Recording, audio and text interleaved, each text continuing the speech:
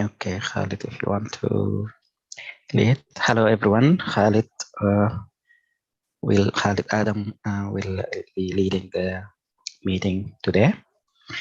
Welcome, everyone.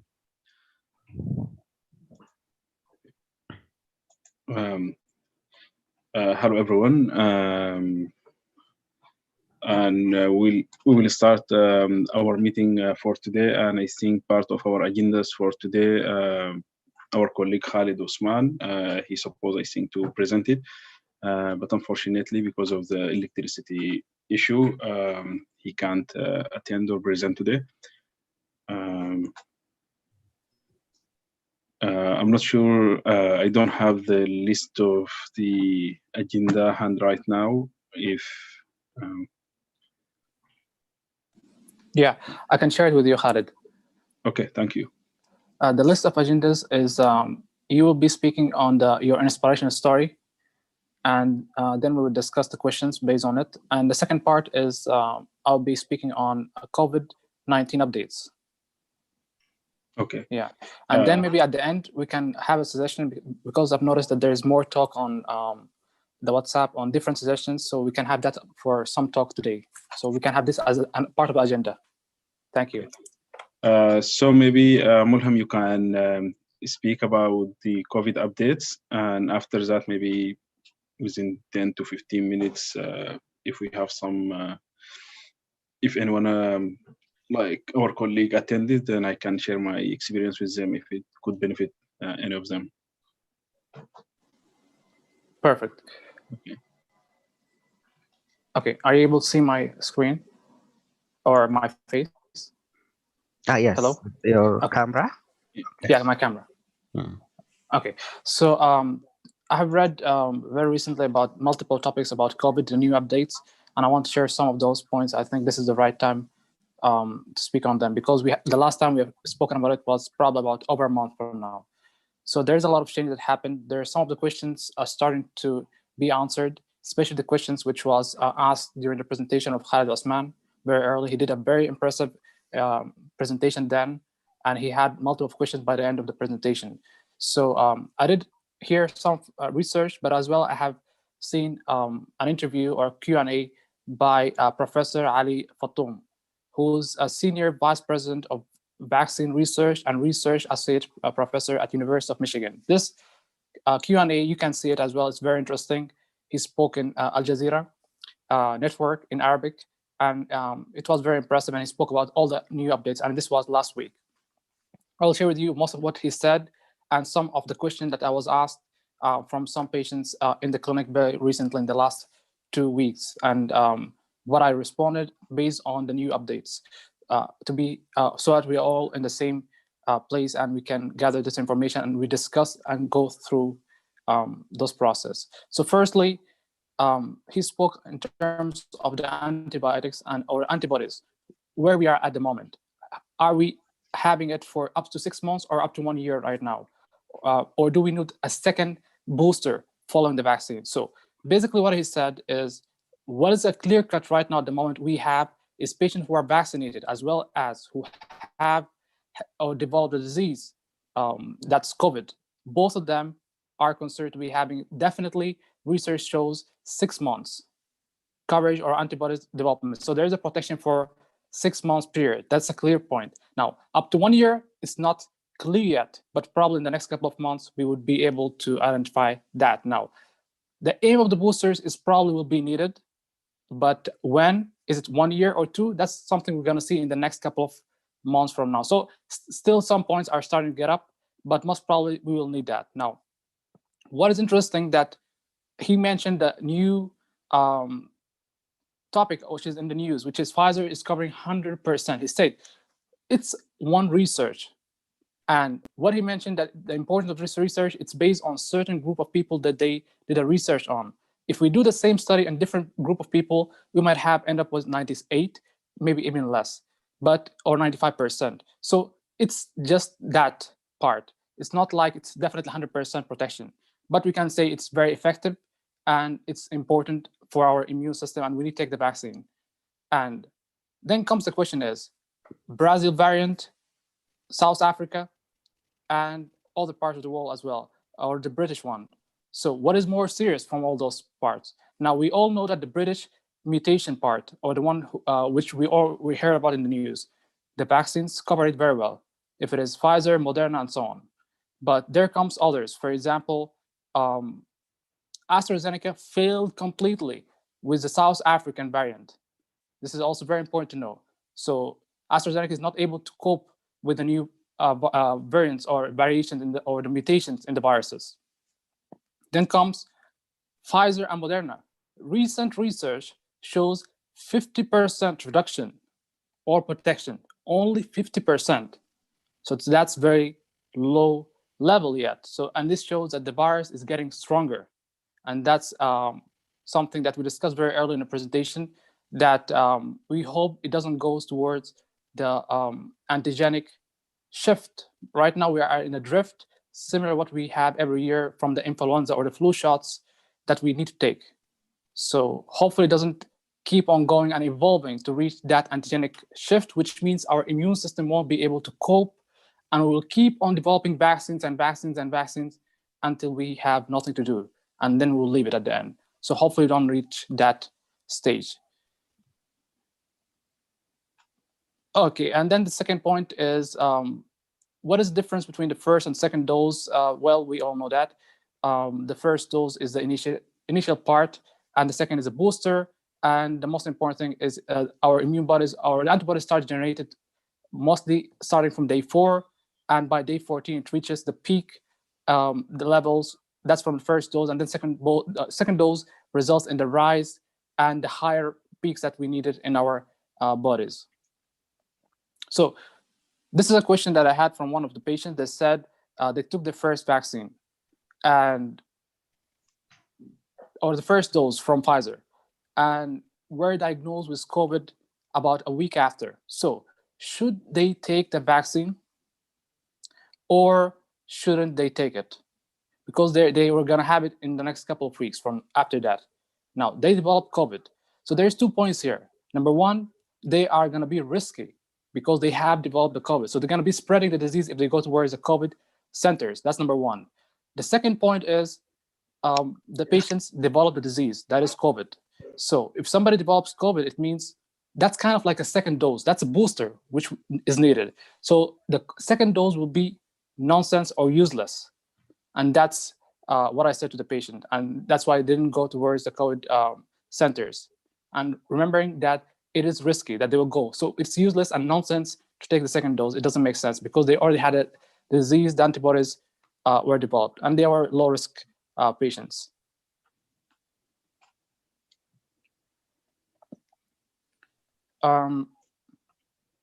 Yeah, and here is a point. If somebody has the vaccine, they are protected, but they need to take the precautions. Unfortunately, right now, it is very seen that the public, because of the weather and everything, they're starting to get up outside and trying to enjoy their time. And that's not good. It means we're going to have a fourth and a fifth and so on.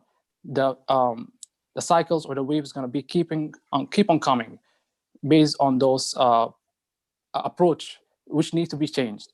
So even if somebody takes a vaccine, we need to do the same things that we did before taking the vaccine. That's very crucial to make sure we are controlling the disease and preventing the spread. Because we might have a disease, yeah, sure, we are protected. Or if we develop the disease, if somebody who's vaccinated, they might have minimal symptoms, but they are carriers. They're going to spread it in the public. And then comes a question, which is, should we take ibuprofen? This is very common right now. Many are not speaking on it. And Dr. Or Professor Fatum, he mentioned it, that, well, ibuprofen has been something that many are taking ibuprofen to say, well, I'm going to develop fever. Why not be smart? I'm preventing the symptoms from the start. I don't want to feel pain, localized pain, or fever and all that. So, well, he said, that's how the virus or the vaccine works. It aims to provoke the immune system to result in a response. That's antigenic response. So by doing an ibuprofen, you're impairing what the vaccine should do. So that results in you're impairing the reactions. And so basically, you, as if you have not taken, or impairing the effects of the vaccine from occurring. So why have less effect of a vaccine and maybe not even having such an effect on our body at all. So the second dose can be even impaired if we do the same thing. So it's important not to take the ibuprofen and make it as it is now. The question becomes, when should we take it seriously, like the fevers and all that? 48 hours. Beyond 48 hours, then maybe you can take something after, or maybe ibuprofen, or most important, go towards a physician and mention that we are having the symptoms persisting or getting worse beyond 48 hours. Other than that, most likely there isn't much of a symptoms, and we should allow the immune system to result in its symptoms, even if it is nausea, vomiting, or those parts, which is very common in some patients following the second dose, not the first. The first dose usually results in localized pain in the shoulders or the arms, but the second dose results more in a response because of the booster, and the immune response or the immune system started to result in a stronger hyper-exaggerated response, resulting in those kind of symptoms. And those are some of the updates. And please, if you have any questions, let's have that discussion. And thank you very much. Thank you, Mulham, for this great information and very updated ones. Please, if anyone have any question to Mulham, feel free to ask him. Yeah. Excellent presentation, Mulham. Thank you so much for the great information. I just want to highlight and maybe repeat or focus on 2 points. The first point is that the vaccine, the first dose, it will reach about 50, 60, 65, somewhere where your immune system is able to fight the infection. So you still have about 40% chance you can get the infection. So by getting the first dose, you are not immune 100%, but you can fight. So let's say 50-50 chance. The second dose will, as Mulham mentioned, will boost your immune system to the level where it will reach the 95%, or depends, let's say between 90 and 95. So you still reduce the chance of getting the infection by about, maybe after the second dose, to 5%. So maybe you will find patients who have the first dose done, and then they come with infection, or even they can get the first and the second dose and they can also present with the infection. The good news is that the infection might be very low as far as effect on the patient. So the patient will be with no symptoms or very minimal symptoms if they have the infection. So the immune system will suppress the infection at that time. So this is one of the benefits of the vaccine, because there are some videos out there, some misinformation saying even if you take the vaccine, you might get infection. So why you take it? So, and the first response to that is, yes, you have the chance to get the infection, but your body is able to handle that. You might have less symptoms and less severe side effect or results out of the infection. It's not like if you don't, you may die if you don't get the infection, if you don't get the vaccine for the infection. This is the first point when you discuss with patient, or when you try to clarify the misinformation out there. The second point I want to say is, it's our job to educate everyone around our communities. So try to reach out, ask if there is any question or there are questions around there, and try to clarify things out. So each and every one of you is able to do that. So that would be a great thing. Thank you. Thank you, Dr. Nader, for this great information about the vaccine and its effect and explanation on the immune system and the ability to fight the infection. Our second agenda, I will speak about my experience. Yes, Ali? Yes. first of all, I would like to thank Mulham for these very interesting updates. And also, I would like to thank Dr. Nader. Actually, I have 4 points to comment on, or maybe questions. First of all, I totally agree with Dr. Nader. I think the main advantage of the vaccine is that prevent hospitalization and mortality, or it's not preventable 100%, but I think more than 98 or something. So this is the main benefit of all these vaccines, since it decreases mortality and prevents hospitalization. So you will get a mild infection, as Fernando said. My question is about AstraZeneca. If Mulham or anyone has any ideas about these updates in UK, they stopped the vaccine in less than 30 years of age. I think they mentioned something about benefits against this. So in less than 30, it's more riskier, I believe, to take the AstraZeneca vaccine, while more than 30, actually beneficial, since 1 in a million or 4 in a million get blood clots, and 1 in a million dies because of the vaccine. But also, I have heard something about DIC and thrombocytopenia. Actually, I didn't have time to go through this, but I think there are more than 8 cases of, I don't know, thrombocytopenia, DIC, something like that. So if anyone has an idea or any answers. I also have an interesting point that I think might benefit you. For that case, Mulham mentioned he developed the COVID after the vaccine. Actually, I had the first dose of AstraZeneca, and after 2 days or so, I developed symptoms like fever and fatigue and nausea and so on. So I reached out to a consultant virologist. He told me that there are 2 types of antibodies.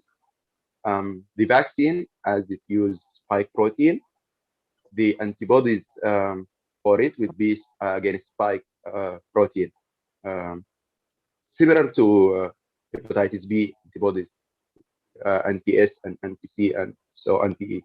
So the test that's available, it's antibodies for the virus itself. So if you have been vaccinated and not infected, you will have the antibody test negative. However, you have the infection, only then you will have these antibody tests positive. I would like to comment also on the very interesting point about ibuprofen. Actually, I think ibuprofen is anti-inflammatory.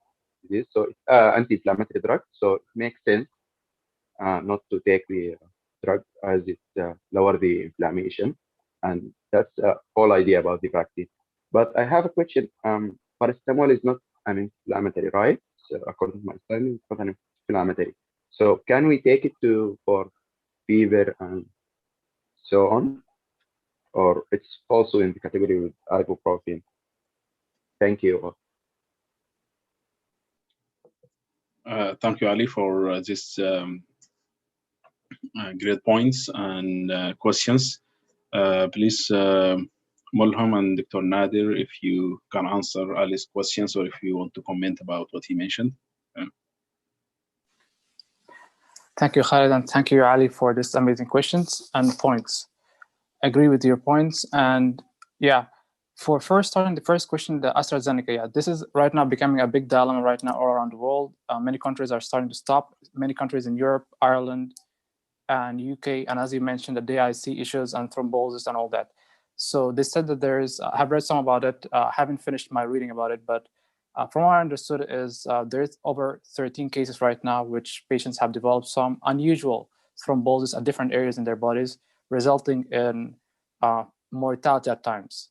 So they said most probably it can be correlated to the AstraZeneca itself because they are unusual. Now, if something was usual, for example, like DICs, they could have related it to maybe their risk factors, and they have in some patients. But because they were unusual and rare, they said this must probably have occurred in correlation to the AstraZeneca. Now, they're trying to find different reasons to explain that.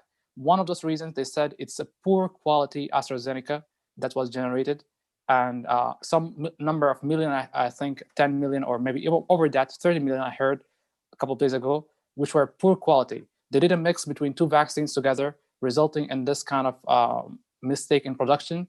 And so all patients who had that, they are more prone to develop such a thing, but the probability is very low. Based on the figures and everything, it's 0.01. That's why they shut the production, because of the poor quality, or they shut the vaccinations in the UK at the moment. But I think that's just a small mistake. It shouldn't be resulting in a concern that we should stop vaccination and all that, but just a small something that can happen with the rush and all that. And some companies are trying to do their best, and that's why the risk of mistake is higher, an error. That's what happened in this situation, and but it's true. So it's something that happened. It's unusual, rare thrombosis that resulted in some mortality, unfortunately, in some patients. So that's why AstraZeneca, has this bad reputation for the last couple of weeks. For I think you asked two questions, but the other were comments, and were amazing comments. Thank you for that. The second question was paracetamol and non-steroidals in correlation to the fevers. And as you said exactly, that's how aspirin works. It's an anti-inflammatory agent, and that's why it's definitely going to impair our immune system, because our immune system required for the vaccine to work very well and efficiently. So for the paracetamol, exactly, Dr. Fatoum, he mentioned it directly, which is the professor I discussed earlier. He mentioned that please don't use anything at all. If you want to use something, I would say from my side, drink water or something, but don't use anything at all. So of course, water doesn't have anything, no correlation, but that's exactly what we should do. Do nothing at all, allow our immune system to do its effects. All those agents, the fever is not that high. It's just a response. It shows us that our body is reacting to what is happening. So we should allow it to happen. And it's a good response for our body to have fever. So yeah, that's all I can say. So no paracetamol, no non-steroids, preferably for patients or for anybody who's used vaccine. And yeah, and if there is any question, Ali, please ask again. And if everyone have any question, please ask. And I will leave the space for Dr. Nader as well to respond. And thank you. Thank you, Mulham.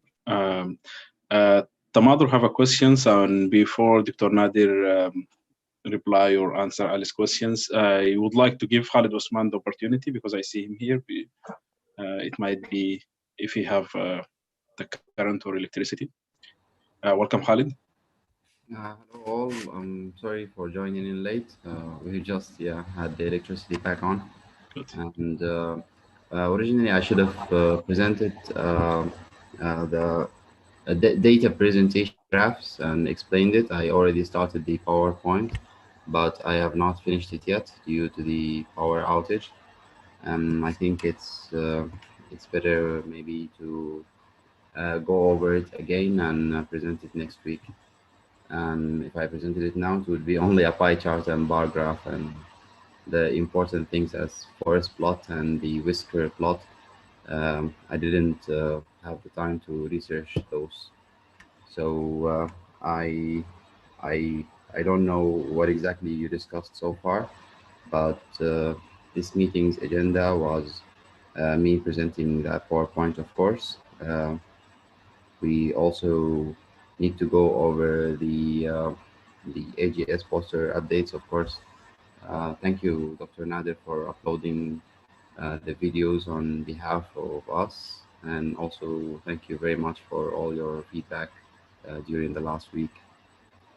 I think also today we should, Khalid Adam said that he will share his road to the residency. And if any other successful fellow who matched this year want to share his or her story, that would be also great. Thank you, Khalid Osman, for all the effort. And yes, we started. Mulham, we started the meeting. Mulham gave an update about COVID-19. and there's some discussion about this topic. And now I will let Dr. Nadir, if you want to answer or to reply to Alice's questions or comments. Before that, maybe Tamadur can ask our question or comments, and then I will follow. Thank you. Okay. Hello, everyone. I have a question. If someone has recent COVID infection, so when he can be able to take the vaccine? I have this question from Sudan, and I don't have an answer.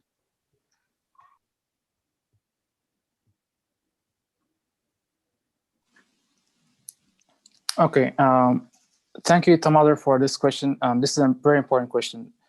I'll respond based on just very recently. This question I have heard it from also in the recent clinic I was involved in.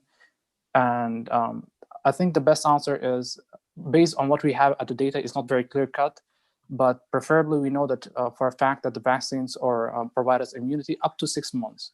So if somebody wants or developed a disease, most probably their immune system going to produce antibodies up to 6 months or 7 months maybe. So after 6 months, it is okay to take the vaccine. That's what we said in the clinic. But maybe somebody else can provide us even more details, more about the recent updates and research, as well as Dr. Nadir can provide us a better response from a clinical perspective. Thank you all. And I hope that helps. Thank you, Mulham. So I'll start with another question and then go back to Alice's other question. And I agree with you for the most of the answers, Mulham. So Tamadur, if we look at the virus, if it's the virus static, like it's one virus like malaria, for example, you know, its structure is not going to change, and it hit you, your body will react to that. So there is no need for the vaccine, as Mulham mentioned, because your body is already ready for the next infection if there is any. The issue here is the virus is changing. So if you have the infection now, you might have another infection later down the road, but with a different variant of the virus. So I think what could be beneficial, even if you have an infection, you can get the vaccine. It's not for the previous infection to combat that or to get ready for that. But as we discussed in the previous section, the immune system will get up to fight even any other variant. And I think that's the beneficial, at least in theory. If my patient here in nursing homes, whether they have infection or not, we mass vaccine everyone.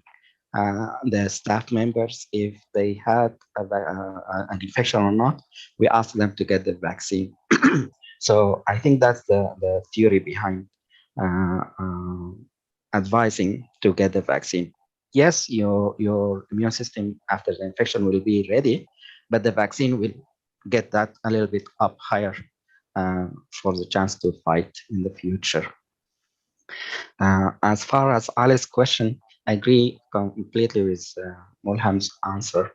I think it's just some of the information is changing. So even if we give the answer today, it may change down the road because the studies are undergoing and even the numbers might change. So as far as the duration, for instance, Mulham mentioned the 6 months. We don't know exactly, is it 6 months, is it 9 months, is it 1 year? So future will tell us when they are done with studies in the future. Thank you. Thank you to another. Marwa, you have a question? Hi, everyone. First of all, thank you, Mulham, Dr. Nader, and Ali for the important points that you all shared. I just wanted to share one thing. Well, I just looked up at the CDC. They have a like question and answer section. And regarding, if I can share my screen, regarding the part, well, it's like this question have been asked before, like or answered. If someone already have recovered from COVID, do they still need to take the vaccine? They said the answer is yes. However, they didn't specify the time frame, but they said if someone was treated for COVID with monoclonal antibodies or convalescent plasma, they should at least wait for 90 days, which is like 3 months.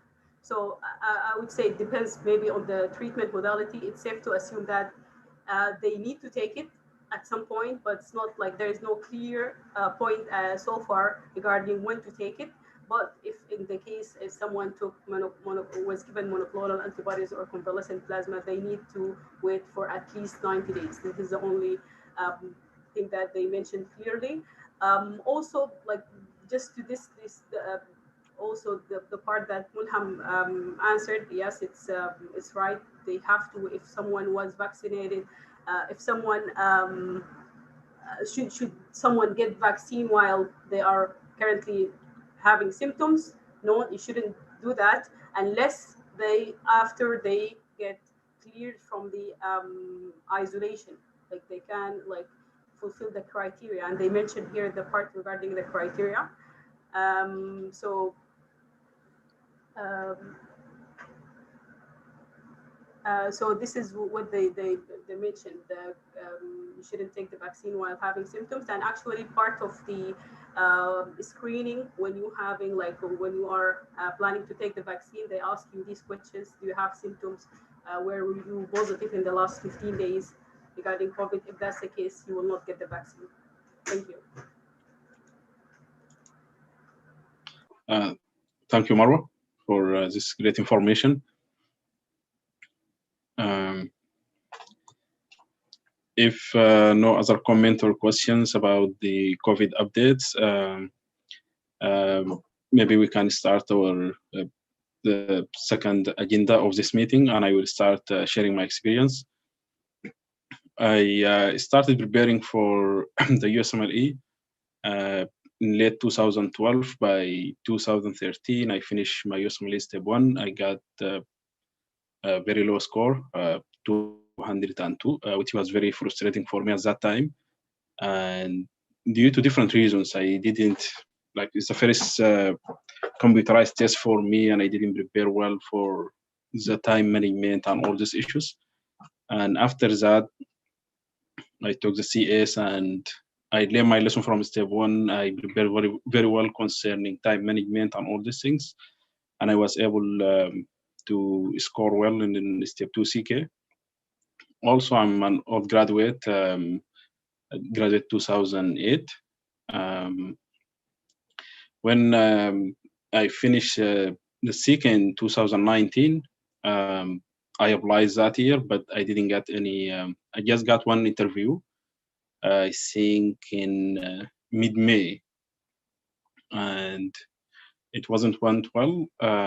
And after that, I started to ask people for some advice and what I need to do. One of the great advice I got, one of them is I did an observership in a hospital here in Massachusetts. And one of the attendings told me that she told me that you need to have a research experience concerning the residency, and most of the program directors or committees, they look at the research experience. And after that, I tried my best every way. I went into LinkedIn and other groups, hospitals, emailing people here and there to looking for a research opportunity, but I got nothing because I don't have an experience. And at the same time, also I started working at a free clinic. I started one time per day, and after that, they give me an opportunity to do 2 days per week, and after 3 days per week, and I continued with them from April 2019 till now, still working with them. And I benefited a lot from this clinical experience. I deal directly with the patient. I ask the history, physical exam, and I discuss the case with my attending. And together we put the plan of management. And through Sabab, they gave me someone like as a mentor. He looked at my CV and he gave me an advice. It was harsh, his critique at the beginning, but after that, I appreciated his advice. He told me, all is in your CV, you just finish the USMLE. And everyone applying to residencies, they finish USMLE. You have nothing honestly in your CV. Um, and that was like a wake up call for me. And I started to, he gave me this like advice or whatever he said before I started doing observership or joining this free clinic. And that is why like it was a wake up call for me. Started looking here and there, and I got these two opportunities, clinical opportunities, and I did them. I applied 2019, and there was nothing. And there was some frustrations, honestly, when you apply and when you do these things and you can't get anything. But at the same time, I just keep asking myself, I need to do everything I could to improve my CV. And one of the things that also he mentioned to me, you need to show them that you are motivated to learn, and uh, they will not know this like from your current CV. You have to continuously involve in some learning activities, to take courses, to participate in different activities. For anyone that can read your CV, uh, to see that you have the ability to learn and you are motivated to study. And I did all those. I got through my employer some courses from Harvard Medical School, and I took them. And I put this on my CV in addition to the great opportunities that Dr. Nadir gave us for the research. Yeah, it is, for me, it is very huge. Like I can't thank you enough, Dr. Nadir, for this opportunity, because I knew the pain when I send more than 500 emails to people asking for a research opportunity, and some of them replied, some of them they ignore them. I think from 500, I think I got less than 10 emails. They replied back for me, they don't have an opportunity. But the good thing, this is maybe part of my personality. I never give up. I just keep fight to the end. And this is what I will ask my colleagues, those who didn't match. Never give up. Just keep fighting, and there's an opportunity there. It will. You will match one day. You just need to continue. And or my message in summary: try to get any clinical opportunity. For me, like for this clinic, I work for 2 years. I drive 1 hour, like 50 miles back and forth for 3 days a week. And at the same time, I have my full-time job, 40 hours. In addition, I involve in this research opportunity. So try your best to never give up. Like while I was like driving back and forth, sometimes yes, I have some frustrations. I don't think this will add anything and this and that. But by the end, I'm very happy that I match. So any clinical opportunity, you got it. No matter how you feel that is something very small, just in my opinion, take it and start with it, and the door will open for you, and it will give you opportunity. It makes some connections. At the same time, we are very lucky. We have this research opportunity in our CVs. And also, if there's any possibility to take some courses or to put in your CVs, there are some activities that you are learning and you are studying. In addition to try to create some connections. Thank you.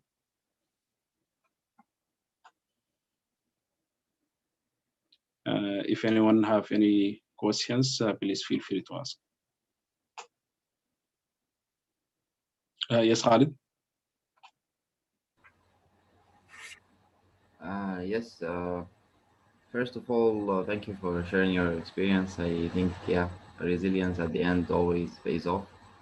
It's really great to hear that you went through this and eventually you've succeeded, and you really deserve that.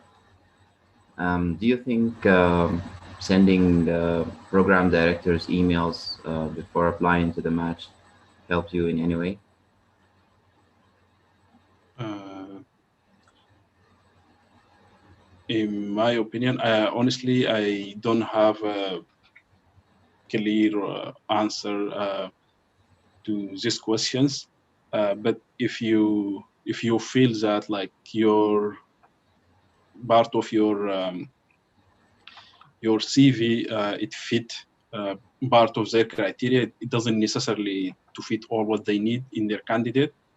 But if you feel to some extent it fits their criteria, and also if you saw or you know some people they have similar profile to yours, um, I think maybe you can ask them differently, like if they have research to join them, or if they have any opportunities that you can participate. It may be a good idea to reach out to them and to create some connections. Um, as I know in the program that I match at, there are two candidates. Uh, they did some clinical activities in that hospital, and they chose them. If anyone have a good answer to Khalid's questions, please feel free.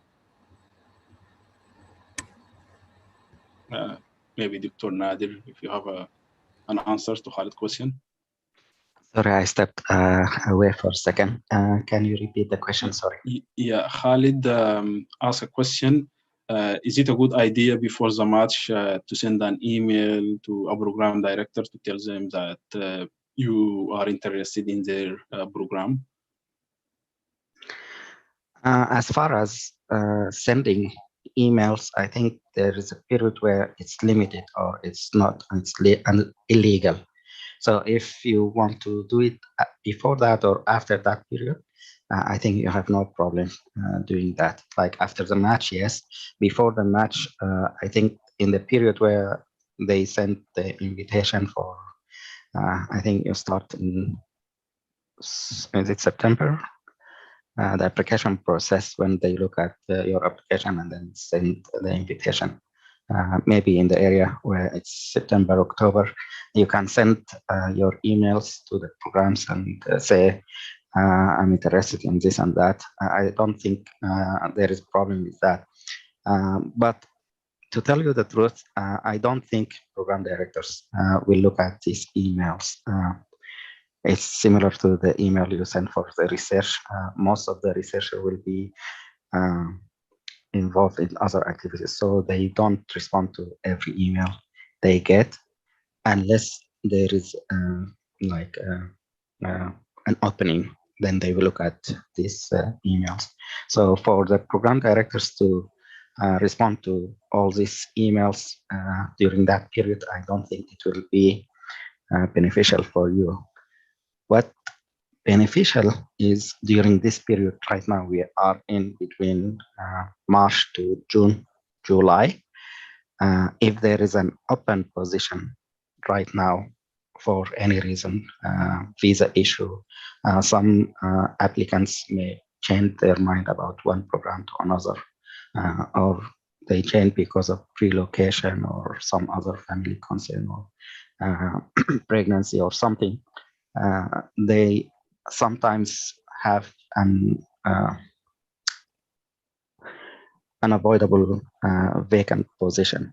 Then at that time, they will look at any email or any person. Actually, they will seek out to other programs to see if there is an available candidate to start right away. So if you are ready, then you can send your emails between now and July to say that you are ready to fill in the gap if there is any vacant, unexpected vacancy.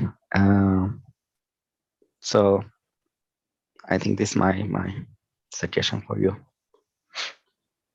Thank you, Dr. Nader, for this answer. Please, Lubaba, if you have a question. Okay. Hello, everyone. Thank you so much, Mulham, for the great update regarding COVID. It's very valuable information, and thank you for the answers. And for Khalid, that was an inspiring story. And for sure, hard work and determination always pays off. So thank you so much. Yeah, you brought the point of the research, and as you mentioned, we can't thank Dr. Nader enough about the opportunity. For myself, experience with a couple interviews, the question was mainly about the research. I did an interview for a research position last week, still waiting to hear back, but their focus was talking about the research and the topics that I was able to do through this fellowship. So I'm just suggesting for all of the fellows, if we can come up with solid answers to be about the fellowship research that we're currently doing. And we have to know in and out the projects that we did so far, and we are intending to fulfill in the next couple of weeks, or I mean couple months. So, and for Dr. Nadir too, if you can weigh off on this, the selection criteria for the fellowship and all of this. So to reflect it the best way that we had. So thank you so much. Thank you, Lubaba, and Dr. Nadir, if you like to comment on Lubaba's.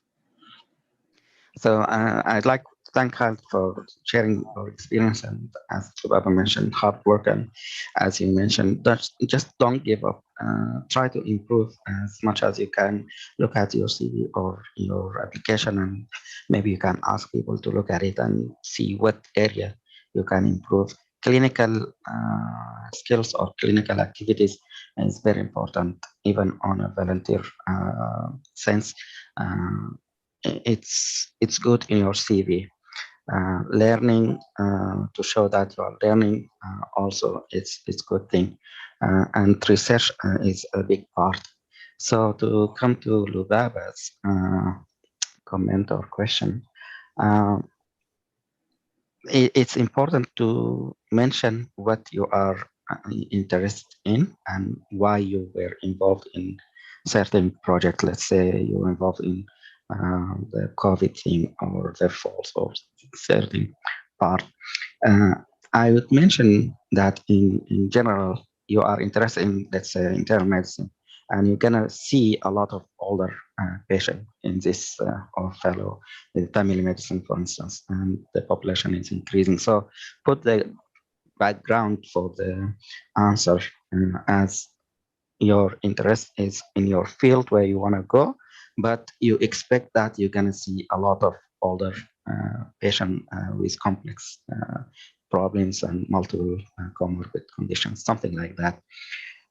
So this basically the idea of the research fellowship is to prepare you to look at these folks with multiple comorbid conditions and look at them from different angles and prepare you when you start your residency. When you see some of these, you try to identify a problem that you want to study and you want to find a solution. You want to find a better way to handle it. Let's say a patient with diabetes, they are not taking their medication, non-compliance. You find something like that, and you find another patient with similar problem. So this is a problem that you face in your clinic or in your residency.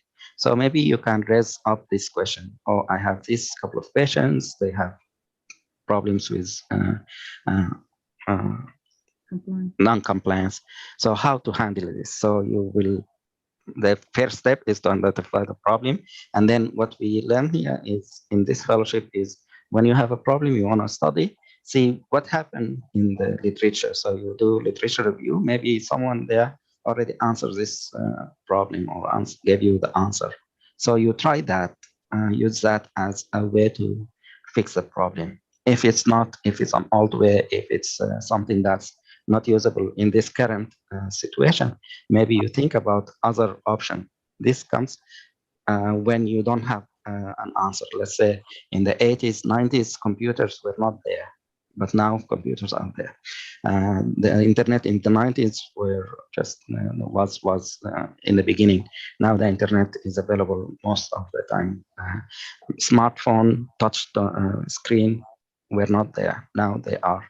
So why don't we use these type of things in addressing the issue we are facing with these folks, the problem? So this is a way of thinking about the problem. Think about the solution. If it's in the past, is it working now? If not, what can we do to address the problem now?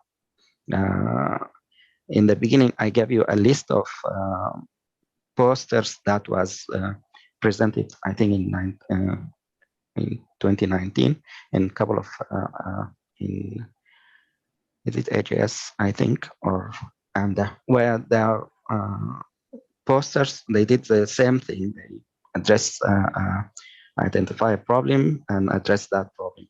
My way of thinking is I can look at all this and see what I can learn from one of them and see if I can repeat that problem with what we have now. If they did that study in the 90s, now in 2020, 22, things change. So how can we change the solution with what we have, with whatever technology or way of thinking, education kind of reaching patients. So the fellowship is meant to teach you the basics of the research, identify the problem and how to solve the problem and practice it. And the goal is to get you at least one project finished. You can do more than that. During doing this process, you are learning about the statistic, about the PowerPoint presentation or slides. You are learning about team work, because most of the time you need a team to achieve your goal. So in that team, you may be a leader in one time period, and then you might be someone is leading you or adding task for you to achieve. So you will be on the same two position, either you direct someone or someone is directing you. And this is what happened actually in the residency. When you enter, you will be junior or first year. So your senior will let you know what to do. They will assign you the list of patients. I need you to see this. And then when you see the patient, they want you to give a feedback or what's your plan. And then you will discuss with the attending. If you order labs, they want you to follow these labs, something like that. And then by next year, you will be the senior. So you will be the top leader of the team, and you will tell the junior what to do, and you expect them to finish the job, something like that. So by doing what we are doing now, I think in a team position, you can play the two roles, these skills. And then when we finish the project, then the communication skills comes to play, like when you present what we did, the videos or PowerPoint presentation, or even the discussion when we assign you to discuss something about one topic. Each one of you have the opportunity to communicate, and with the technology now, it's easier. In the past, you come into groups and then discuss. And this is what happens during residency. You can present your cases. Sometimes they have morning meetings where you present a case. Sometimes they have other meetings, like cases where interesting case you want to present, or sometimes mortality and morbidity. Something. So by doing this presentation, you're involved in communication skills. I think you prepare yourself to get ready when these are needed. Sometimes it's hard for the first year resident to be in front of the group or the teams to present their case. If you did some more presentation now, I think you will be ready when you join the residency. So these skills will help both the research part and the clinical part when you are there. To tell you the truth regarding the application process, when you applied in August last year, September, my criteria for you is we want to limit to 5. The proposal was 5 positions because the funding was only for a small group, and I was ambitious to get all the money to address certain issues depending on the market, what value, like PowerPoint, Microsoft Office offers this, and SPSS offer their product with this amount of money. So this is why we limited the position to 5. The criteria is to see who is available right away, who has applied in the past and is planning to apply for residency this year. So our goal is to improve your chances by involving in research, learning the research, and hopefully you get some project and present and publish. I wanted everyone to be at least step 1, step 2, and ready for your application to be ready. And one of my colleague added that if we want a local fellow in the Michigan area, so this is the criteria basically. In a few weeks after we decided to start application, I got some of your application. We discussed in some of the meetings the cost, and I found out that most of the cost for Office or other products will be cheaper through the MSU, significantly cheaper. So I thought maybe instead of only 5 positions, maybe we can increase it to more than that. So I looked at all of your applications, and then we started to accept more, and I think we limited it to the 15 range, and we ended up with 16. 2 of you did not really met the first criteria about applying. They still in the process of step 1 and step 2, and application process not started yet in the RAS. But for me, it didn't matter at that time. So the main criteria, most of you applied last year, and they are preparing to apply this year. And the goal is to help you improve. So the idea is to empower your application so that you can be ready, and kind of your application will be looked at differently. So this is the main process for application and the criteria for you to be accepted. Sorry. No, thank you so much. Thank you. I appreciate your answer. Thank you. Thank you, Dr. Nader, for this great explanation. Also, I would like to mention 2 points that I forgot to mention. Please try your best to reach out to as much as possible Sudanese residents and attendings, and to see the hospitals where they take people with certain profile, and specifically that may be closer or similar to yours.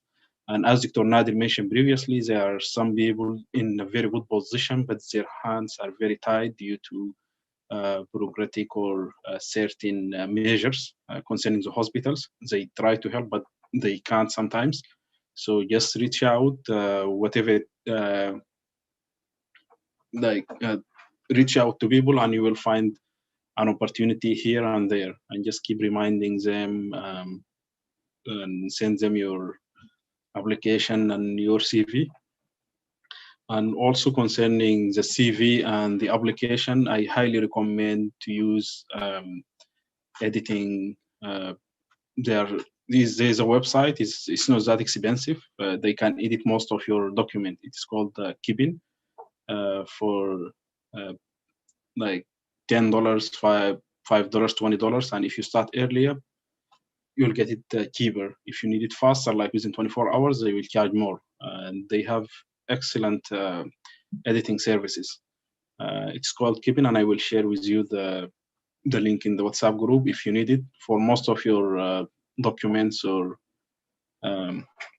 these things.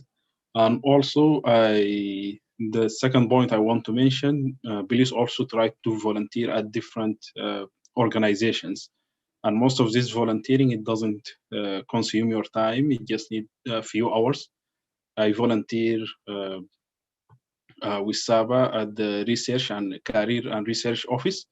And I think you should reach out to them. They are very helpful. And recently I proposed to them that for this year, like 2020 applicants, to try to triage or to sort out the residents, those they need, like old graduate people with certain, if I can say, red flags, to try their best to accommodate them or to try to help them by different ways, like for certain like hospitals, or to link them with certain attendings, physician or residents. So this is a great opportunity. They don't have much of activities, but if you volunteer and if you put it in your CV, I think it will look great. This is the second point I want to mention. Yeah, and also look here and there I also got an opportunity. I translated many documents for American Academy of Pediatrics, because I'm a certified medical interpreter and translator. So I volunteered with them and I got recognition from them, and I added this to my CV. It doesn't cost me like much of a time. I think the whole time for 6 months, not more than 1 hour per day. So any chance to volunteer, just take it and add it to your CV. Thank you. And Mulhim, I think you have a question. Yeah. It's not a question, but first I'd like to thank you very much for your inspiration story. Really, it's very inspiring, and it's a great journey you made to everyone. It's very detailed. Thank you for that.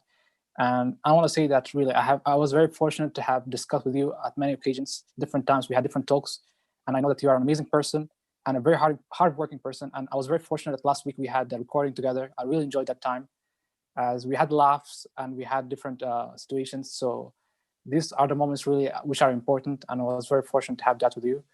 And I think most of us, we need to support one another and encourage one another to go through this journey, because it's very tough. And thank you really for this inspirational story. And also I'd like to thank Dr. Nader for giving us this opportunity. Really, definitely it had an impact in us. And I was very fortunate to have met you all. You're all amazing people. And really, I hope soon that we meet together, because that will be something really good, really, because it's something that needs to be done, inshallah, in the near future. And last thing I would say, good luck, Lubab, with your interview. Hopefully it will go great and you will get the position. And thank you. Thank you so much, Mulham. And it's my pleasure as well to meet you and to discuss with you at different levels.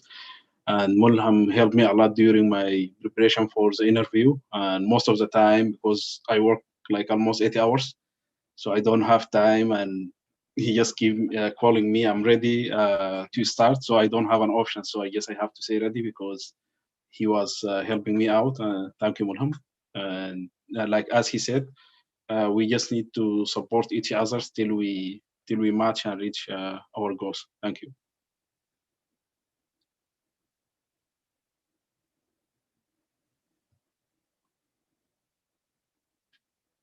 Marwa or Dr. Nadir, you have a comments or questions? Yes, I just, as Mulham and everyone said, like your story is really inspirational, and the fact that you were very resilient and just kept going and trying to improve, this is very inspiring. And hopefully, I think this is just not about us, it's about everyone. Like when you are hardworking like this, you inspire others to like really go hard and continue to try and not to give up. So thank you for all of that. Yeah, I wish you all the best, and it was really a great opportunity. It's not only about research. We learned, I think, from each other many things throughout the way. Like it's not only about the research topics.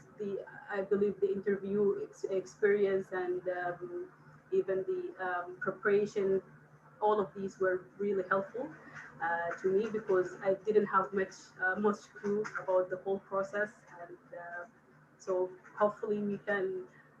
I believe we have the we should have like such commitment to help others who are might be in a similar situation. And here, like I would like to extend a special thanks to Dr. Nader because I just one thing like some people wouldn't give you the chance unless you like for example they set criteria. We won't give you a research experience opportunity unless you already have done research.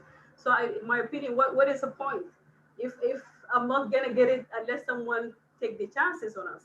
So I just want you all to adopt this mentality so you can actually help others. So for example, like I was asking an interview, like, why did they choose you? Why, like, I don't see any experience in your resume. Why did they choose you? And it was like, I would say I was shocked and I felt like I was judged. But I believe that I, I improved a lot. And actually, the fact that we are able to say that we finished projects, we learned a lot, and it's not just it doesn't end here. It's a learning curve, and we hopefully we keep continue to keep learning, but just keep that at the back of your mind. Whenever you can help someone who is in like yeah, he doesn't have the experience so far, but when will they get it if anyone denies them the experience saying that oh you don't have such experience yet? So like to me it doesn't make sense, but this is the common mentality. I would say generally many people at least think that way, so hopefully we can set um, new standards, I would say, in the future. Thank you. Thank you so much, Marwa. I just want to mention a very interesting post that I found on Facebook. I'm not sure if I can say this in Arabic, Dr. Nader. Yeah. في صفحة اسمها كتابات ديك الجن، يعني كانت very motivational بالنسبة لي أنا. يعني قريت specifically مثلا this post بيقول انت لازم تكون يعني جزء من العالم ده، حتى لو انت ما شغال، حتى لو انت موجود في اي حته ما. يعني مثلا اي انسان يفتح الايميل بتاعه مثلا لازم يلقى اسمه، فبقول انت لازم تكون جزء من العالم، ولازم يعني تراسل الناس ومثلا تكوميونيكيت وكده لحد ما يعني ما تكون معزول. يعني لازم تكون جزء من العالم، ولازم يلقوا حاجاتك. يعني اي موظف في اي حته ما يفتح ايميل ويلقى منك ايميل او يسمع منك حاجه يعني. It was very interesting for me. It is very funny and it was very motivational. Thank you. Thank you.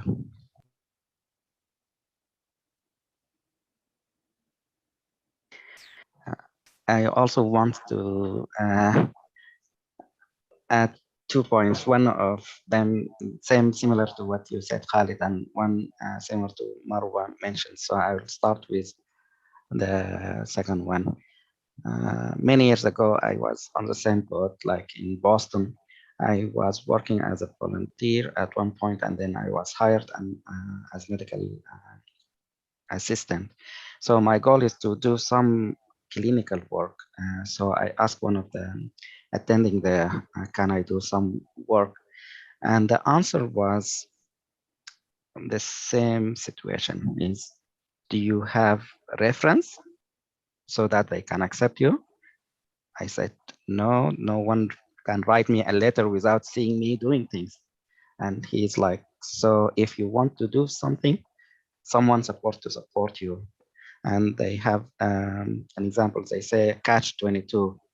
So if I don't work, no one will accept me. And if I work, I need someone to write me a letter. So I was in that situation where there is no way for me to get any step further. Nevertheless, I took the chance to communicate with other attendings, and finally I found someone who can accept me. It's just an observership. It's not a lot, but it helped me at least see the world differently. So I agree with you, Khalid. You have to continue try to reach out. The Arabic example you mentioned is just don't give up. try everywhere, every place, and everyone. Talk to people, communicate via email, Facebook, or WhatsApp. Try to reach out. Some days, at one point, you might find someone who will listen and figure out and match you. Maybe they know where there is a need and you can match that place, but continue doing what you're doing. And again, I can repeat, just try to ask someone to look at your resume, your application, see what you can improve. Sometimes we have a limited view ourselves. We say, I can do this, this, and you cannot view behind or beyond this particular view area. But if you give it to someone else, they may tell you, oh, everything's fine, but why don't you do this, or why don't you do that? And then you can open some doors otherwise. Same with the application or the personal statement. You mentioned the website. I found it, even if you are rounding with or you are working in your place, some of the English speakers might look at your thing and highlight some English sentence that they can change.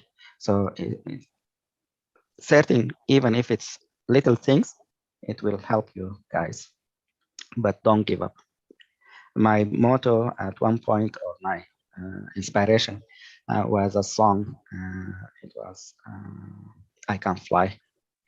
So we kept singing that song after step 2, and then whenever we sit down to study or something, like, oh, I can fly, reach the sky, something like that. So don't give up. It may take 1 year, couple of years, but hopefully soon it will be meant to you to reach that point of that position. Don't give up.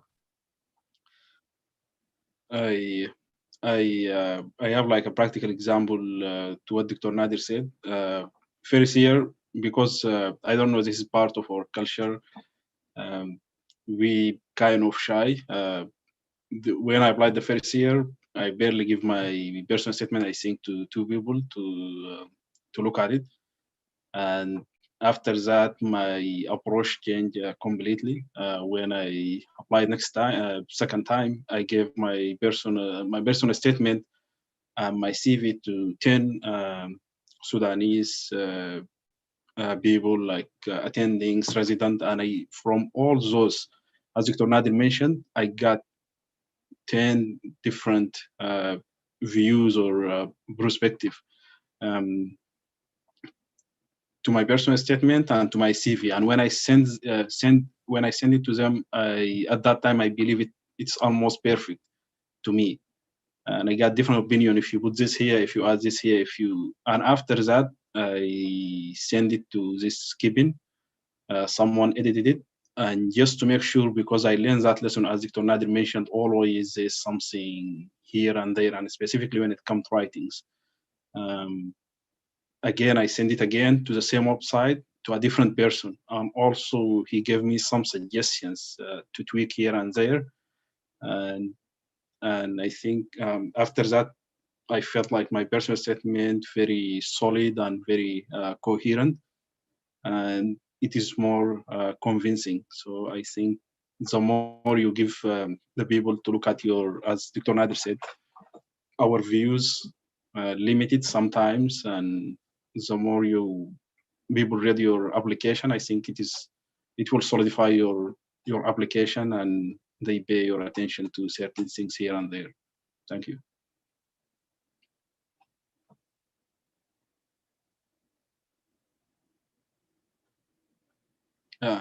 Lubaba. Thank you so much for all of those points. It's really, I guess that reminded me actually during those couple interviews, I noticed that most of the people who interviewed me, they will comment on the letter recommendations. So, and thank you so much, Dr. Nader. Your letter is the first one that your comment about it, the wording, the fact that it came from Michigan State University and your position at the university and at the program that I am currently doing. So that remind me, like last week, I think, Mulham, you mentioned mentorship through a student being a mentorship or something, ACP. If you could share those information so we can keep add to our CVs.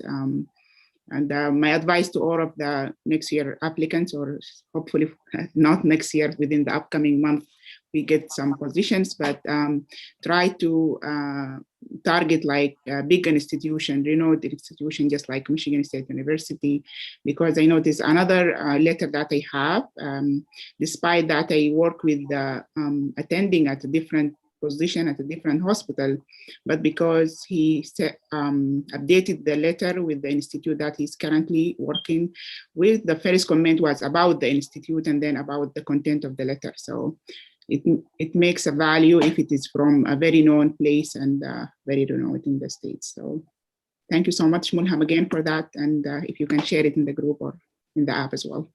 Thank you. Thank you, Lubaba. I think before Mulham answering Lubaba's question, Ali, do you have a question? Or yeah, actually, yeah, I have. I want to thank you all, Khalid, Nader, and all our fellows for your comments, and it's very helpful. Actually, very. I'm sorry about the background noise.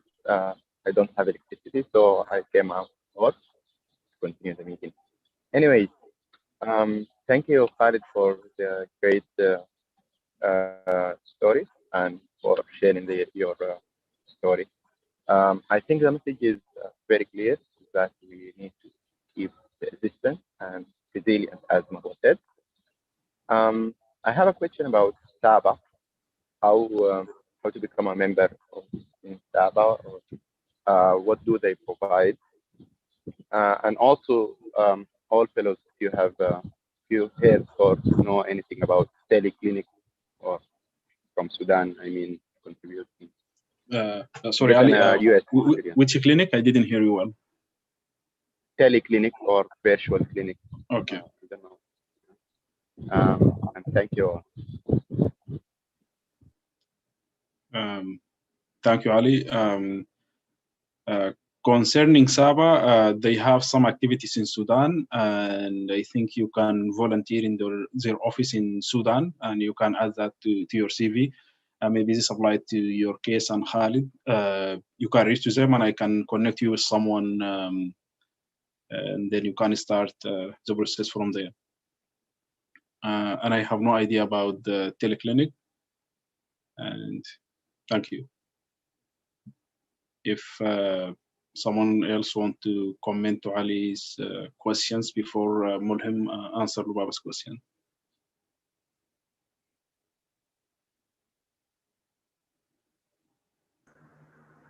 I don't have a good idea about that, but I have seen in one of the groups someone offering an opportunity that you can work actually through such like a teleclinic or something. Being in Sudan, you can work actually at I don't know, like a place here in the US. So if you go to the Sudanese Road to USA on Facebook, the one who put the post, his name is Mazen. I can give you his contact information.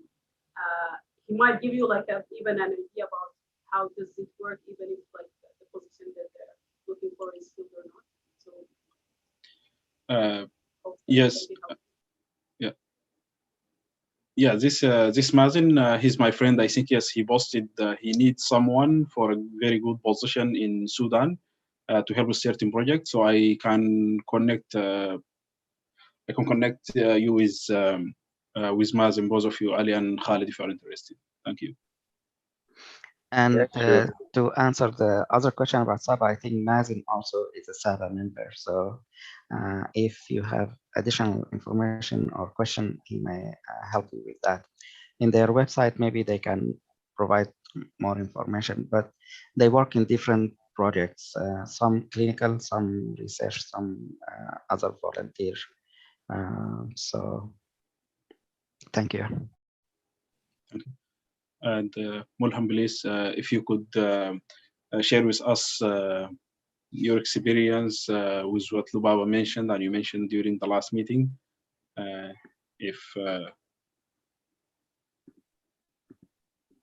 Thank you, Khalid, and thank you, Lubaba, for the questions and everyone for responding to the last points. And yeah, Lubaba, what I did was the ACP membership. I heard about it first, and I knew its importance.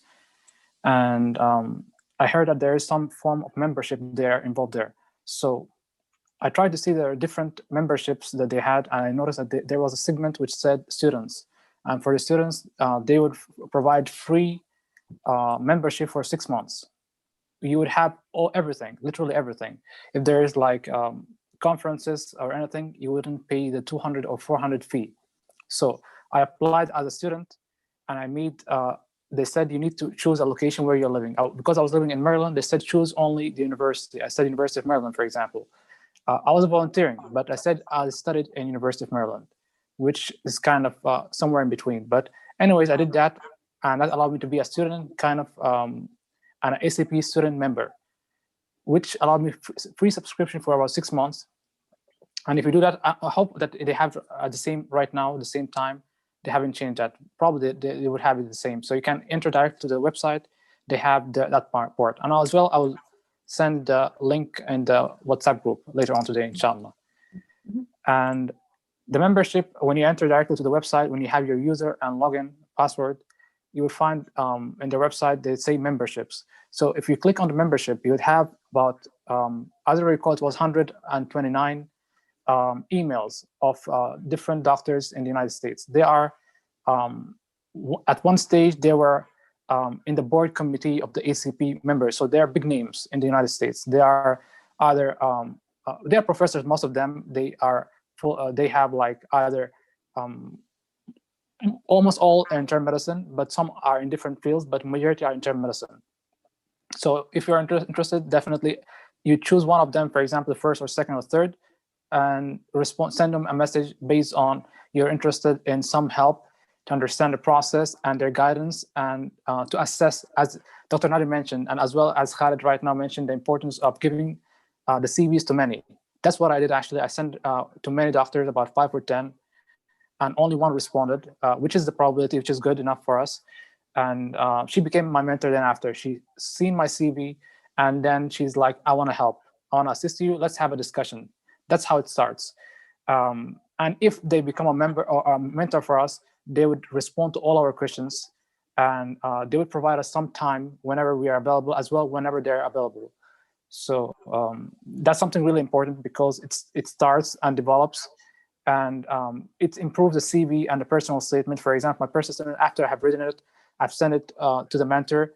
She read it multiple times. She said, I would comment on this point, this point, and this point. I changed 3 points, and I knew that my personal statement was kind of at the same level needed for the quality for the residency programs, because she is also in the committee, or used to be in the committee of residency. And most who are there, they are kind of have correlation with the programs. So they know exactly the quality needed. So even if they're not able to link us with the program, they're at least making sure that our quality of our, let's say, the personal statements, as well as our CVs, they're at a higher level. So that's something very, I think it's important. And if we're able to have that, that's good.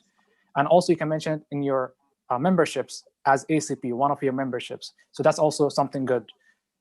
Then, so those are the things that I found and what I did. And even if you, literally, if you have like any more discussion at any time, like today or tomorrow or any day, please let's have a discussion on that. And everyone, if you want to be involved in ACP or any other parts, let's have a discussion on it.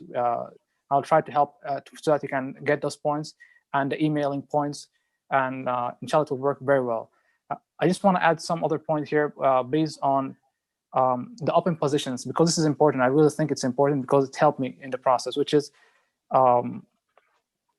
how do we know that there's open positions? It's not easy to identify. Unfortunately, most open positions at the moment, when they are open, they are internal. They are not provided, or there is no word outside in the internet or many. unless some positions or a new program has been started right now, or you're going to start soon, that's when they open it online so that they have more applicants. But most programs, they have, whenever they're having an open position, they would have 1 or 2 spots. They are internal. They would say to their residents and some in their group. So this results in the one who's going to be there is based on connection that they know and trust. So here it's important to be having the connection, communicating with everyone, that if you have, a position, make sure that let them know I'm ready. I have everything ready. My paper is ready and everything. So I can start at any time. That also helps.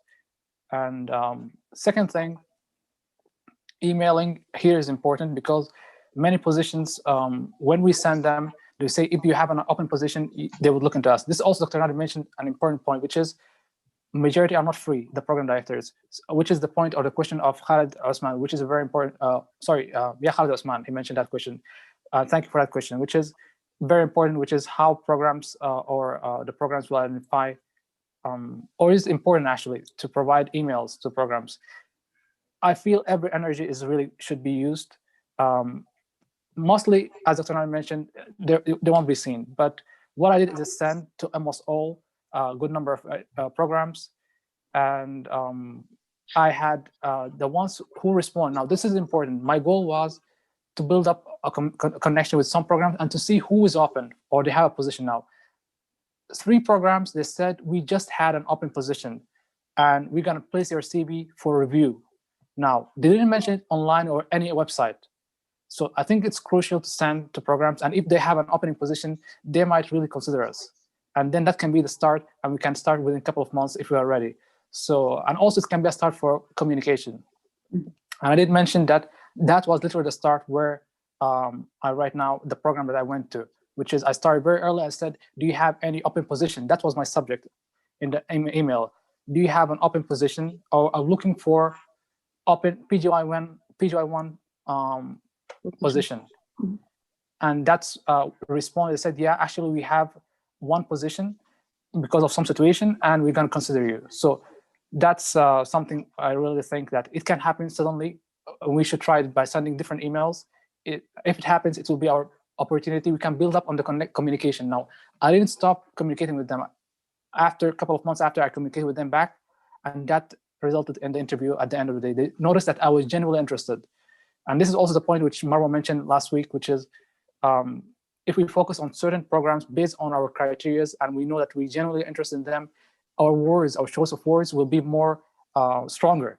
So yeah, you can choose certain programs which you feel you are more likely having more links. For example, you travel there, or you're going to travel there, you are interested in something, then your choice of words will be more stronger. If you're living in the area itself, that's even stronger. You'll be able to speak more about it. And if you know somebody there, that's even stronger. You can mention the people in the program. If you know somebody, like a resident or someone, you say, I know this person, he's from some university or from my country, and so something like that, so that they have a link, like the program coordinator or program director, and then they would probably respond, and hopefully it will have a great response soon, inshallah. And good luck, everyone. Thank you. Thank you so much, Mulham. Appreciate it. Thank you, Mulham. I think we finish our agenda for today. If Omni, I think Omni have a question. Yes. Question and. Yeah. Hi, assalamu alaikum, everybody. I just wanted to tell about the tele-rotation. I think it's very trendy now due to the COVID situation, and I have few residents here with me in Qatar. They are doing some tele-rotations in clinics in the United States, but I think they are paying too much, almost $1,000 for a 2 weeks rotation, as far as I know, and they promise them 3 letters of recommendation. And even in terms of attendance, they are not really strict. So it's a pure business as far as I perceived. It's not like they will give you the letter of recommendation, yes, but I don't think it will be as solid as you finding it yourself. Because I remember last match season, there was some Indian doctor who's providing some externship in hospital in Illinois, and everybody was coming to him. And then the programs know that this is a pure business and they're not considering his recommendation letters anymore. So it matters where you do your telerotations, from whom you're getting your letters. I will ask about these telerotations for you just to have an insight about it in case it's needed. But it's for me, I think it's not a good idea, to be honest, to look for those, the business ones. I think it will do more harm than good in the CV. For Saba, we do appreciate Saba. They are doing great job. They helped us throughout the match process, the interview, reviewing the CV and everything. And what I suggest for Khalid, Mulham, Marwa, and everybody who matched, for us, this is our turn to take over and try to help as well with Saba people. They are lacking manpower. I believe they need a few people to help. So I think we can volunteer and do that to return the favors and to keep things going. They are really good, and I think they have observership opportunities as well. I recommend to contact Mazen Sheikhun through his Facebook. He's very active and he responds very quickly. Okay. Okay. That's all. Thank you. Thank you, Omnia. Very much. Yeah. Thank you, Omnia. Thank you, Omnia. I just wanted to add a couple of points or a couple of things, if I may. One of them is request. Mulham, can you share your letter or email when you sent back then to programs with a fancy title? Someone is PGY1 seeking position, something like that, and share this with the fellows. Maybe we can, for those who are interested, maybe they can modify that and use it. My suggestion will be, if you want to reach out to these programs, you can do it consecutive. Like you send the first email with similar to the email seeking for the vacant position, and you can put your qualification. The second email, maybe you can send with the request to say, I'm interested in your program, and I have this whatever application. How can I improve for next season, so that they can look at your program and maybe they can give you feedback if they have time, or maybe just they can look at your program. So it's a catchy phrase. So these are ways to send or communicate to programs currently. The third method, if you had an interview in some programs, I think it's a good idea to send a thank you letter for the interviews and appreciation for the time, and then add that you are still interested in that program and ask if they can review your application for next year, see if you can improve, what area you can improve for them. The last one is you can send a general for any program, as Mulham mentioned, that you are interested in, but make sure you mention why you are interested in that program, because of XYZ, because of the residents. They score very high in the, let's say, the board exam, or they have good subspecialties that you are interested in, or the area, or whatever. You need to study the program or the location and mention something specific about that program for them, so that at least if they open it, they will look at it and they say, oh, this candidate is genuine in his or her interest in this program.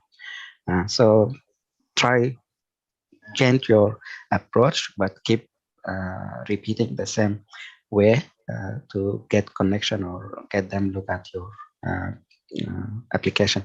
This one way. The other way is to do mass production. Just send emails to any programs and see if there is any open positions there. The other question I have for Khalid, Adam, you mentioned the geriatric fellowship.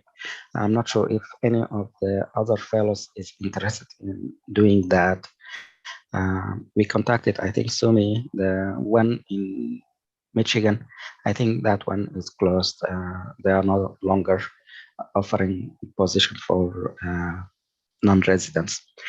They need residency, and then they go after that for fellowship. But if the one that you mentioned, is it Missouri or Yeah, somewhere? Missouri. Yeah. Then maybe some of you interested in that position, maybe they can seek out or ask them about the details and apply there if there is, or there are open spot there.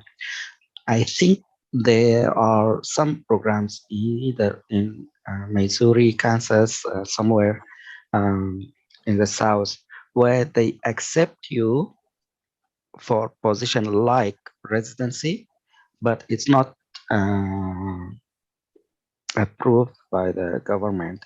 So you will work similar what you are doing now, Khalid, like volunteer, but it's not volunteer, it's paid position. It's not after 1 year you will not get the like when you finish your residency, but you will get the experience, you will get the letter, and you will help them cover the need for that area. Most likely it's rural areas. So maybe, yeah, you want to tell us more? Yes, I have, because I have this license from Missouri, Board of the Healing Art.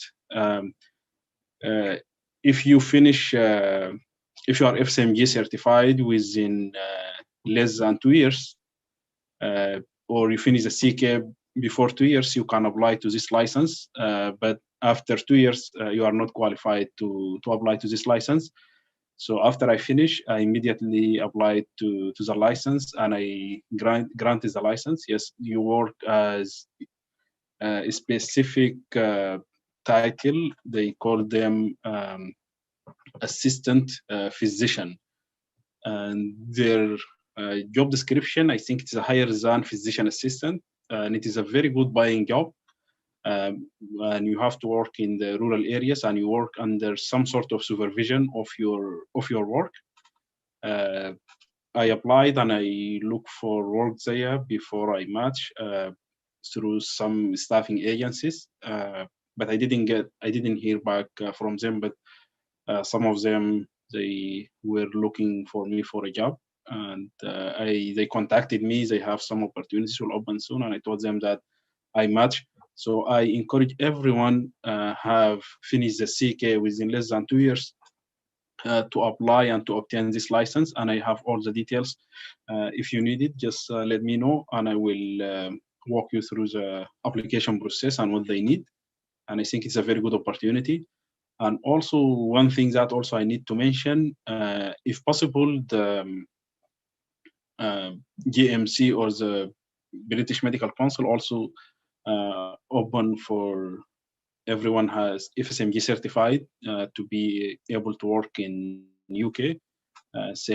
Maybe you can apply and you can just add that to your CV. I think also it will look good. Yeah, and there are some. In addition to that, this opportunity started in Missouri, but there are other states. They start to adopt the same position for their population, specifically in the rural areas, and I think with less restrictions than the one in Missouri. So also maybe you can look for those opportunities. In addition, there is something called association, free clinic associations. I think it is present in most of the states. So I will send the link. Just look at your location and you will find free clinics, and they always need volunteer.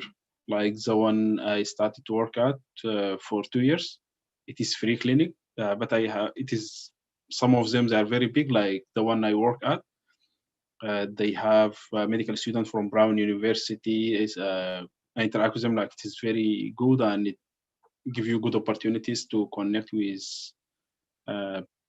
some like attendings. You'll get good letters of recommendations, and it is a good chance to have a connections. So I will send the link. Look for these clinics. It is not more than 1 or 2 days. It's up to your. Yeah, it's up to you. You can do it, and while you're still doing your other things. Thank you. As far as volunteering, you mentioned some options which are good. One option I think you can consider is the membership with AMDA. It's free membership. If you are already a member, that's well and good. If not, maybe you consider that. And I would approach them to get involved in any volunteer work. Some of them need some people to work in, maybe it's simple task, but they are overwhelmed. So they need someone to grab some, let's say, references or something for certain goals or objectives they want to accomplish. So maybe you can reach and also expand your connection that way. You may even, if you work with some people, you may get some letters or some recommendation letters or some connections. They may help you find out positions there. So it's a free thing. And as Khalid mentioned, you can spend 1 hour a week or less than that. But in your resume, it will be well noticed when you say, I was volunteering in this committee in AMDA, for instance. Or you can pick any other societies that they offer the students free membership. You can join that association and then try to get into any of the committees or members in the board so that you can offer some help. You don't need to spend a lot of time with them, maybe some hour in 2 weeks, something like that, or maybe just attend their meetings, and then you can put that in your resume. I work with these people or something like that. Especially with COVID, sometimes it's hard for you to go. In the past, you can go to the hospital and do some volunteer work. Nowadays, with COVID, I don't think it's allowed. So think about it if needed.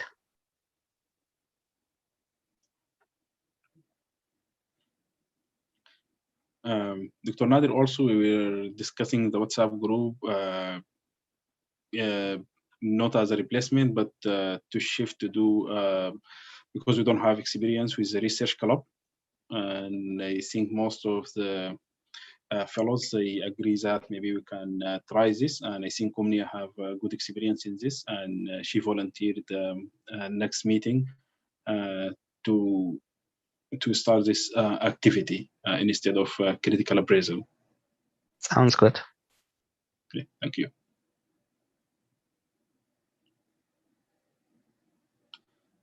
Any other suggestion for next week? I think you can go ahead. Yeah, we have this research club and journal club, and also Khalid Osman, and I hope by that time the electricity is stable and he will be able to present. And any other agenda or suggestions? Yes, Khalid Osman. Yes, besides presenting the graph, I will also coordinate next week's meeting since I missed the beginning of this one. So sorry, Khalid, we didn't hear you well. Yes, sorry. Can you hear me now? Yes. Yes, I said besides presenting the graphs, I can also coordinate the next week's meeting because I missed the beginning of this one. To do what specifically, maybe it's a problem with me or all of you didn't hear Khalid. Yes, to coordinate the next meeting. Okay, perfect. Yeah. Okay. Thank you. Marwa? Yes, I have a suggestion, not for next week, but maybe the week after, or even like in 2 weeks or so, to discuss evidence-based medicine, like the level of evidence and what's considered to be highest, and the resources. So I believe this is helpful not only in terms of research, but also while we work in hospital, just what are the level of evidence you should look at, and what's considered to be highest or lowest in such things.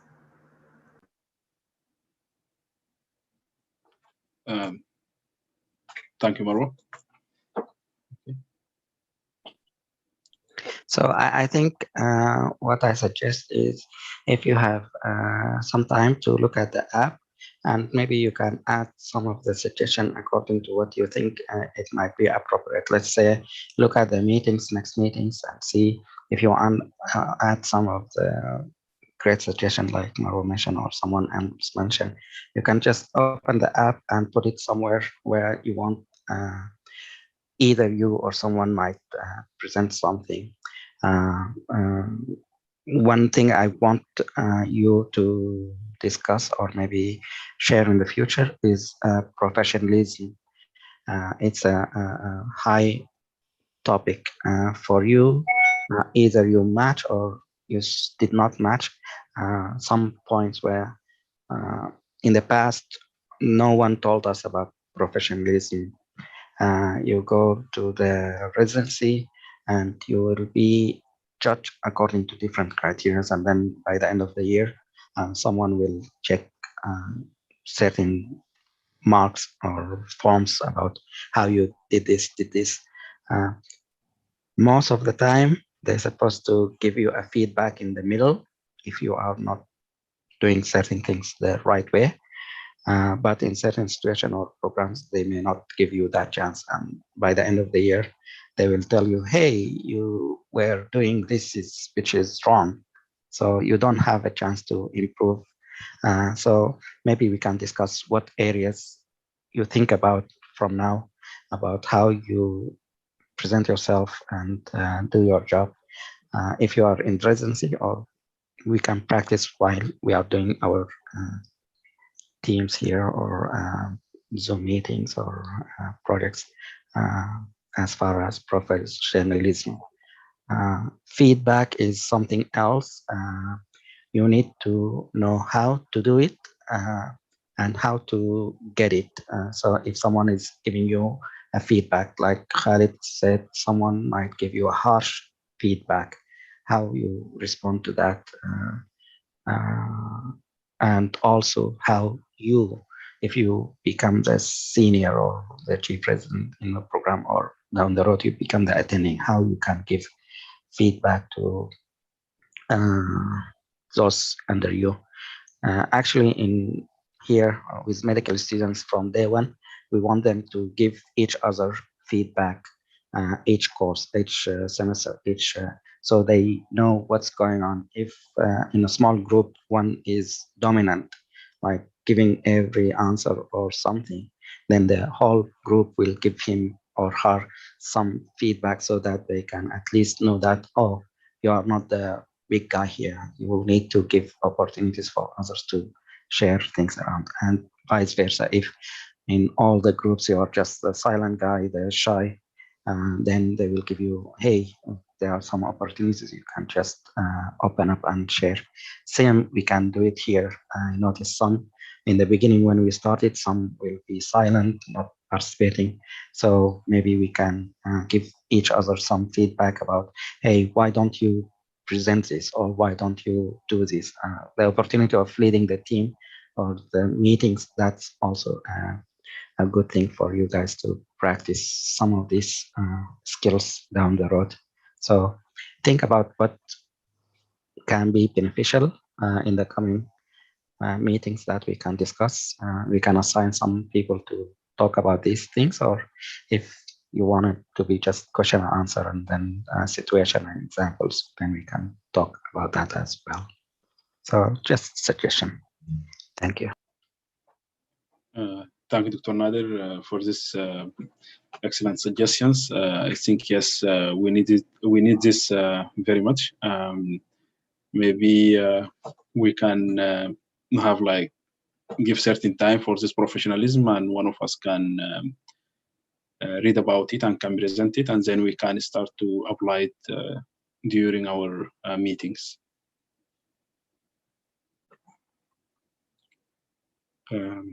Any other suggestions or for the next meeting or in general?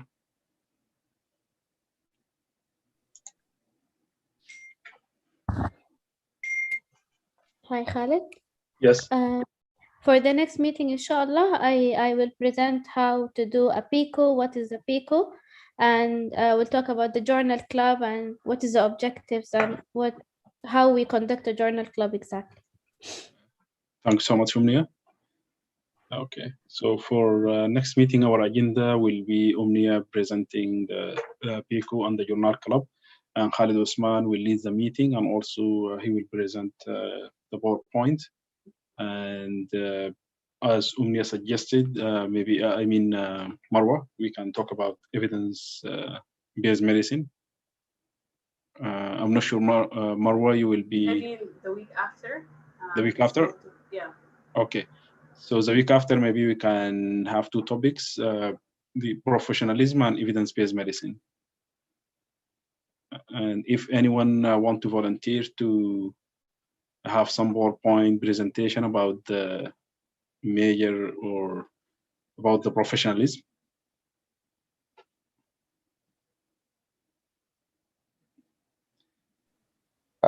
Yeah, I would be happy to present professionalism. Thanks so much, Ali. And Marwa, you will present the evidence-based medicine. Yeah, no problem. Yep, thank you. So the week after, we have our, I think, agenda ready. And as Dr. Nader suggested, if anyone think about anything or agenda, maybe you can add it in the app, and then we will see. We will coordinate them. If we have short time, maybe you can move the agenda to the meeting after. I just want to add one thing. Sumi suggested that to prepare for the Q&A session at AGS. I don't. She's not here today, but I think we might consider this. I don't know our timeline. The virtual meeting, I think it's on May 12th, right? Yes. So we need to prepare for that as well.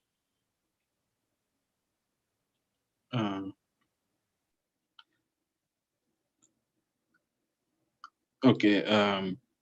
You guys think we need to incorporate this in this meeting or the meeting after, or maybe a separate meeting just for our AGS posters, questions and answers, like the possible questions and answers, and how to prepare for them and to answer them properly? I suggest to do it maybe the week before, or like maybe 2 weeks before the session itself, because if you do it like this week or the coming week, it will people will forget the answers and they won't be motivated like right now to look at this, but maybe like at some point near the date itself it will be more important. I agree with Marwa. Thank you, Marwa.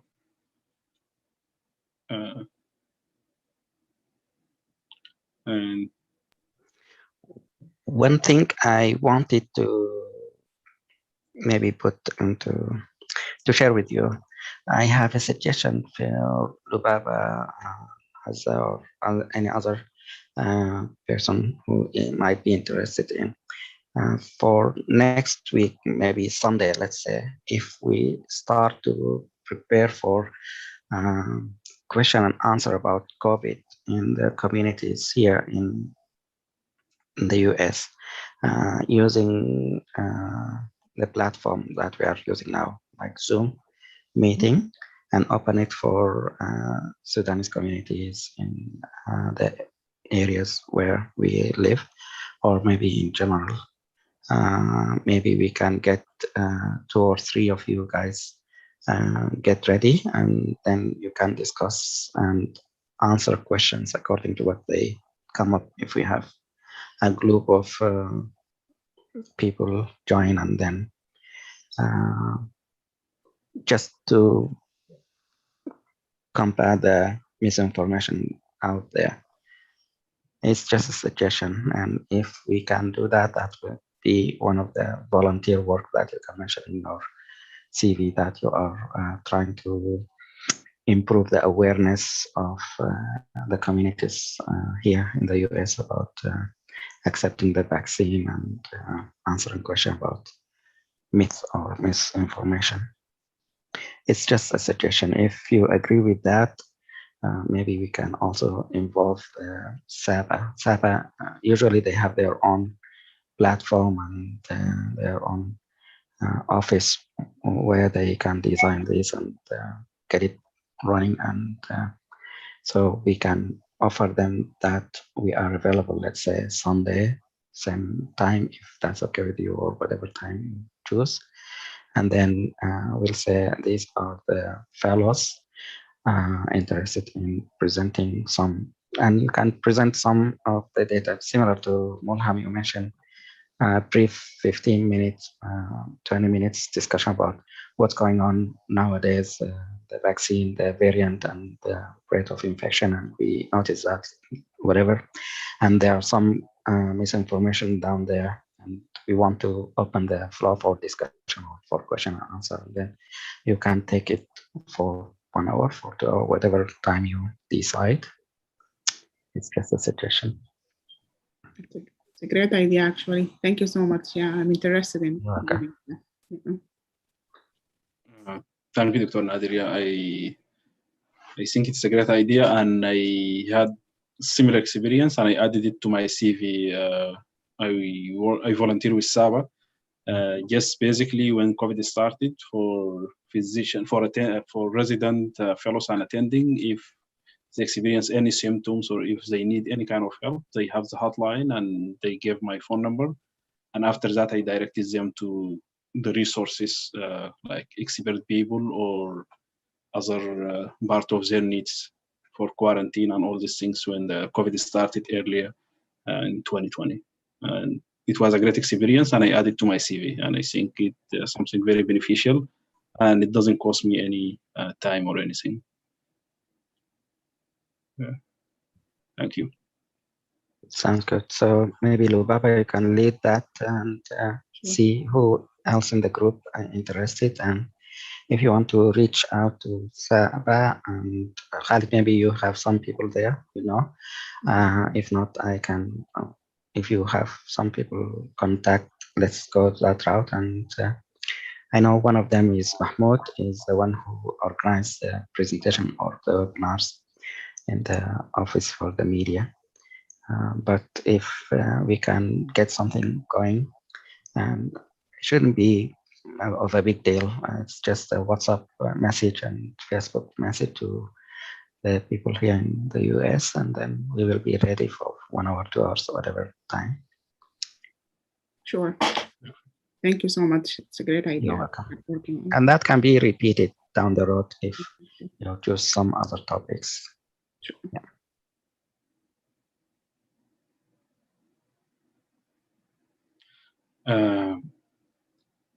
If there's no other suggestions or comment before we conclude our meeting, Dr. Nadir, if you want to close the meeting, or if you have any final comment or suggestions. Just a final comment. In a few weeks, maybe next or the coming weeks, we will discuss about how we can write about this fellowship. So I need your feedback, and if we can get this presented somewhere, form or shape, in a form of publication. I'm gonna speak about it in one of the meetings here in Nancy. But usually speaking in a small group is not gonna help much spread the idea. So if we can make something out of this in different format, that might be a good option. Think about what you want to do. Publication and as an article might be a good option, there are other options. So maybe we can discuss this in the future in details because of the time. Just everyone, if you have time to think about it, that would be great. Thank you. And no further comments. Thanks. I do have a comment. Yes, Ali. Or Ali. Yeah, okay. So as you all know, Ramadan is next week. So Ramadan Kareem to everyone.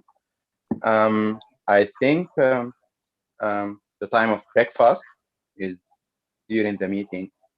And if you don't mind, if you all don't mind, I think it's better maybe if we can change the time of meeting. I think it's especially problematic for Roa. I don't see her today, but since she has a family and so on, I don't know if you are available all throughout the day or no. Thank you. Maybe we can discuss this more on the WhatsApp group or whatever. Thank you. Thank you, Ali and Ramadan Kareem. So there are options here. As you said, you can discuss it in the group. The one who are in Sudan, Khalid, Ali, and Ru'a. The rest, I think, Omnia in the Qatar area. If I'm not mistaken, the rest are in the US. So see what's available for you guys here. It will be Ramadan here as well. But if you want to switch it, think about other people as well, because some of you are working on doing other things. So discuss and let me know if it's problematic shifting the time or day. That's okay for the people outside the US. You can either send your question, comments, or whatever participation in a format where you can record. Let's say, Ali, you want to present something, record it and send it in the app or the WhatsApp group or the meeting so that we can still do the meeting our time. You will be fasting and breaking your fast, but still your participation is considered. If you have questions later, you can also look at the videos, see if your questions were answered. If not, then you can send it to through the app or the email or WhatsApp group. So there is way to accommodate, even if we don't change the time, you can participate while you are doing other stuff. That's for the people outside the US. Thank you. Yeah, thank you, Commander. That would be a good alternative. The first option. Yeah. Thank you.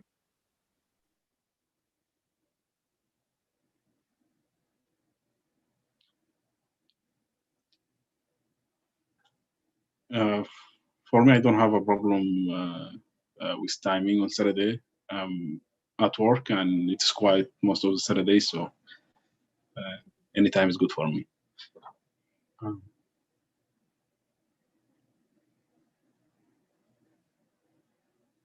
If there's no any other questions or comment, أقول لكم Ramadan Kareem, and maybe we can discuss the timing in the WhatsApp group, and then we will see also Dr. Nadir's timing.